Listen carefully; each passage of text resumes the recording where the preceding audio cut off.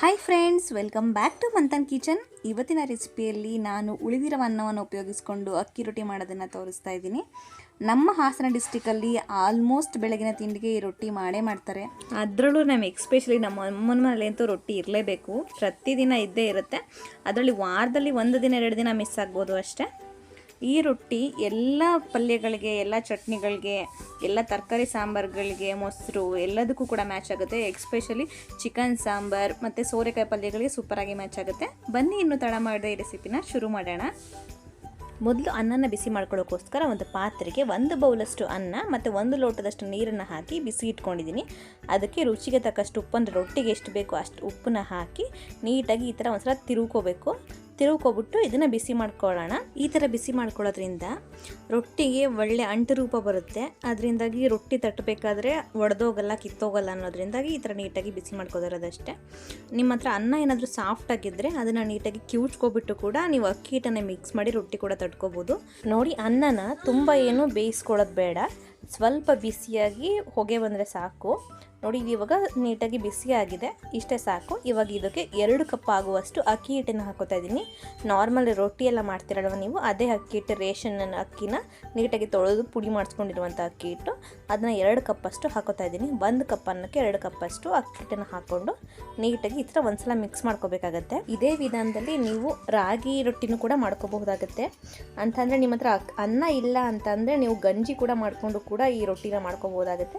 But ಗಂಜಿ ಮಾಡ್ಕೊಳ್ಳೋದಕ್ಕಿಂತ ಈ ಥರ ಅನ್ನದ ಸ್ವಲ್ಪ ಬಿಸಿ ಮಾಡಿ ಮಾಡ್ಕೊಳ್ಳೋದು ಟೇಸ್ಟ್ ಚೆನ್ನಾಗಿರುತ್ತೆ. ಇಷ್ಟೇ ಇದು. ಇವಾಗ ನೀಟಾಗಿ ಕಲಿಸ್ಕೊಂಡಿದ್ದಾಗಿದೆ, ಸ್ವಲ್ಪ ಬಿಸಿ ಇದೆ. ಇದನ್ನು ಸ್ವಲ್ಪ ಹೊತ್ತು ಆರಕ್ಕೆ ಬಿಡೋಣ.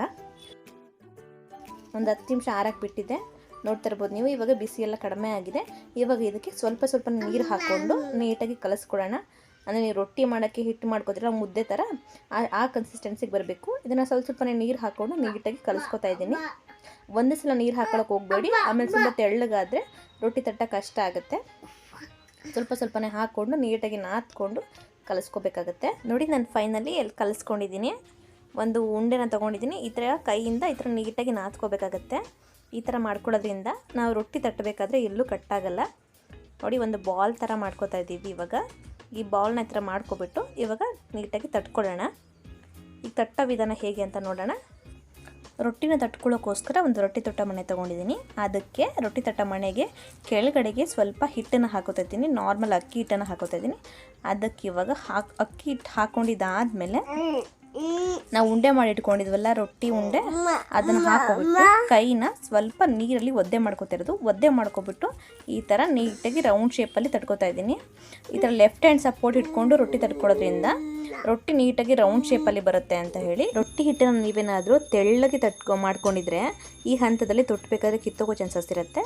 ತುಂಬ ಗಟ್ಟಿ ಏನಾದರೂ ಮಾಡ್ಕೊಂಡಿದ್ರೆ ತುಂಬ ಪ್ರೆಷರ್ ಹಾಕಿ ತಟ್ಟಬೇಕಾಗುತ್ತೆ. ಸ್ವಲ್ಪ ಸಾಫ್ಟಾಗಿ ಹಿಟ್ಟನ್ನು ರೆಡಿ ಮಾಡ್ಕೊಂಡಿದ್ರೆ ನೀವು ಈಸಿಯಾಗಿ ತಟ್ಕೋಬೋದು.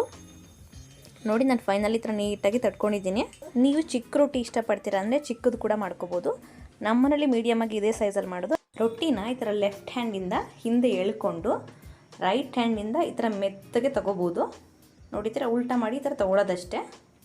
ಇಷ್ಟೇ ಇದು. ಇವಾಗ ಇದನ್ನು ರೊಟ್ಟಿನ ಬೇಯಿಸ್ಕೊಳ್ಳೋಣ. ರೊಟ್ಟಿ ಬೇಯಿಸ್ಕೊಳ್ಳೋಕ್ಕೋಸ್ಕರ ಒಂದು ಹಂಚಿನ ಬಿಸಿ ಇಟ್ಕೊಂಡಿದ್ದೆ. ರೊಟ್ಟಿ ಹಂಚು ಚೆನ್ನಾಗಿ ಬಿಸಿ ಆದಮೇಲೆ ನಾವು ಹಿಟ್ಟು ಹಾಕಿ ತಟ್ಕೊಂಡಿದ್ದಂತಹ ಭಾಗನ ಮೇಲ್ ಬರೋ ರೀತಿಯಲ್ಲಿ ರೊಟ್ಟಿನ ಹಾಕ್ಕೊಂಡು ಬೇಯಿಸ್ಕೋಬೇಕಾಗತ್ತೆ.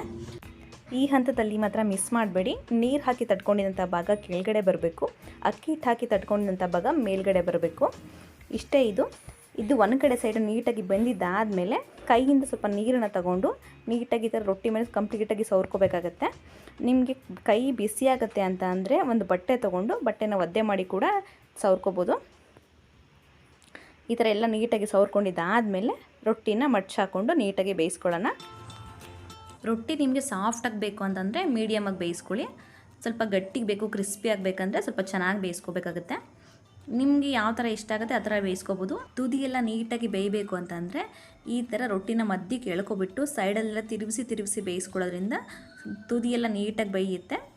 ಇಷ್ಟೇ ಇದು. ಈ ಥರ ಬೇಯಿಸ್ಕೊಂಡ್ರೆ ಪರ್ಫೆಕ್ಟಾಗಿ ನಮ್ಮದು ರೊಟ್ಟಿ ರೆಡಿ ಆಗುತ್ತೆ. ಇವಾಗ ಫೈನಲಿ ಸರ್ವ್ ಮಾಡ್ಕೊಳ್ಳೋಣ. ನೋಡಿ, ನಾನು ಫೈನಲಿ ಎಲ್ಲ ರೊಟ್ಟಿಗಳನ್ನು ಬೇಯಿಸಿ ತೊಗೊಂಡಿದ್ದೀನಿ. ಈ ಅಳತೆಯಲ್ಲಿ ನನಗೆ ಸುಮಾರು 8 ರೊಟ್ಟಿಗಳಷ್ಟು ಆಗಿತ್ತು. ನೋಡ್ತಾ ಇರ್ಬೋದು ನೀವು ನಮ್ಮ ರೊಟ್ಟಿಗಳು ಎಷ್ಟು ಸೂಪರಾಗಿ ರೆಡಿಯಾಗಿದೆ ಅಂತಹ. ಈ ರೊಟ್ಟಿ ನಮ್ಮ ಹತ್ರ ಬಿಸಿ ಇದ್ದಾಗಲೇ ತಿಂದರೆ ತುಂಬ ಚೆನ್ನಾಗಿರುತ್ತೆ. ಸ್ವಲ್ಪ ಕ್ರಿಸ್ಪಿಯಾಗಿ ಗಟ್ಟಿಯಾಗಿ ಚೆನ್ನಾಗಿರುತ್ತೆ. ಆದಮೇಲೆ ಸಾಫ್ಟ್ ಆಗುತ್ತೆ. ನಿಮಗೆ ಸಾಫ್ಟ್ ಇಷ್ಟ ಇಲ್ಲ ಅಂತ ಅಂದರೆ ನೀವು ಮತ್ತೆ ಫ್ಲೇಮ್ ಆನ್ ಮಾಡಿಕೊಂಡು ಗ್ಯಾಸ್ ಸ್ಟವ್ ಮೇಲೆ ಬಿಸಿ ಮಾಡ್ಕೊಂಡು ಕೂಡ ತಿನ್ಬೋದು, ಮತ್ತೆ ಗಟ್ಟಿ ಆಗುತ್ತೆ.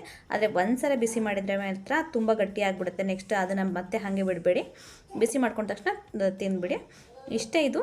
ಉಳಿದಿರೋ ಅನ್ನದಲ್ಲಿ ಯೂಸ್ ಮಾಡಿಕೊಂಡು ನೀವು ರೊಟ್ಟಿನ ಮಾಡ್ಕೋಬೋದು. ನೀವು ಯಾವಾಗಲಾದರೂ ಅನ್ನ ಮಿಕ್ಕಿದ್ರೆ ಈ ರೊಟ್ಟಿನ ಒಂದ್ಸಲ ಟ್ರೈ ಮಾಡಿ, ಹೇಗೆ ಬಂತು ಅಂತ ಕಮೆಂಟ್ ಮಾಡಿ. ಈ ವಿಡಿಯೋ ನಿಮಗೆ ಇಷ್ಟ ಆದರೆ ಪ್ಲೀಸ್ ಲೈಕ್ ಮಾಡಿ, ಶೇರ್ ಮಾಡಿ, ಸಬ್ಸ್ಕ್ರೈಬ್ ಮಾಡ್ಕೊಳ್ಳಿ ಮಂಥನ್ ಕಿಚನ್ಗೆ. Thank you. Happy cooking.